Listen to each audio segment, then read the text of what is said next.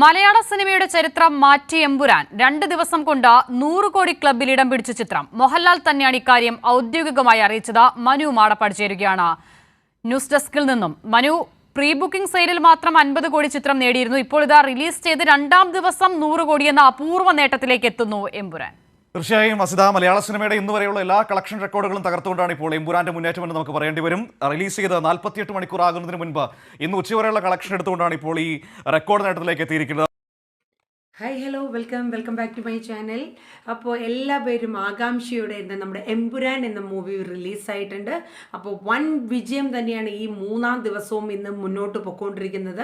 അപ്പോൾ അതിൽ ദുഃഖകരമായ ഒരു കേസ് എന്താണെന്ന് വെച്ചാൽ, ഫസ്റ്റ് ഡേ തന്നെ എമ്പുരാൻ എന്ന് പറയുന്ന ഈ മൂവിയുടെ വ്യാജ ഇത് ഇറങ്ങി എന്നുള്ളതാണ്. അതായത് വ്യാജ പതിപ്പ്.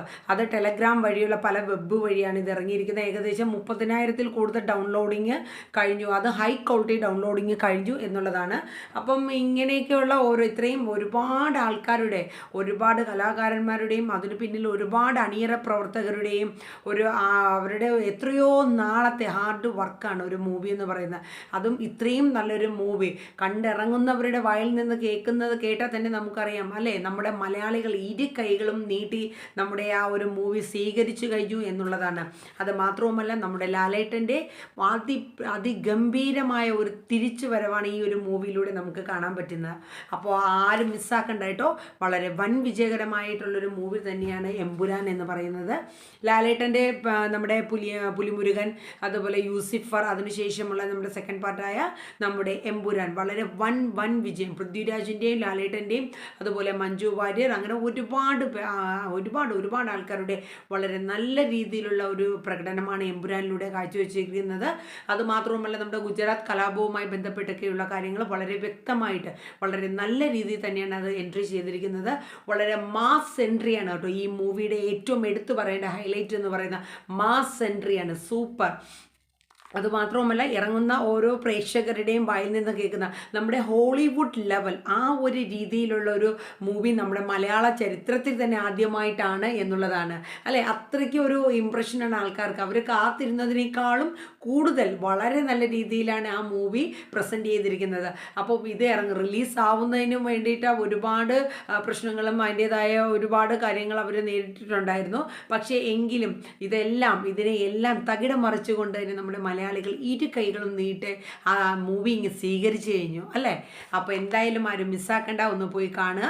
അപ്പോൾ ഏകദേശം 2 ദിവസം കൊണ്ട് തന്നെ 100 കോടിയിലേറെ കളക്ഷനാണ് എടുത്തിരിക്കുന്നത്. നമുക്ക് അതിൻ്റെ ഒരു എമ്പുരാൻ്റെ ഒരു ഗ്രോത്ത് എങ്ങനെയാണെന്ന് നോക്കാം. അതായത് ആദ്യ ദിവസം തന്നെ 67 കോടി രൂപയാണ് കളക്ട് ചെയ്തിരിക്കുന്നത് കേട്ടോ. അതിൽ കേരളം 14.7 കോടി രൂപ ഫസ്റ്റ് ഡേയുടെ കണക്കാണ് കേട്ടോ ഈ പറയുന്നത്. തമിഴ്നാട് 2 കർണാടക 3.8 കോടി, ആന്ധ്രാപ്രദേശ് 1.8 കോടി, പിന്നെ നോർത്ത് ഇന്ത്യൻ രാജ്യങ്ങൾ 5.0 കോടി.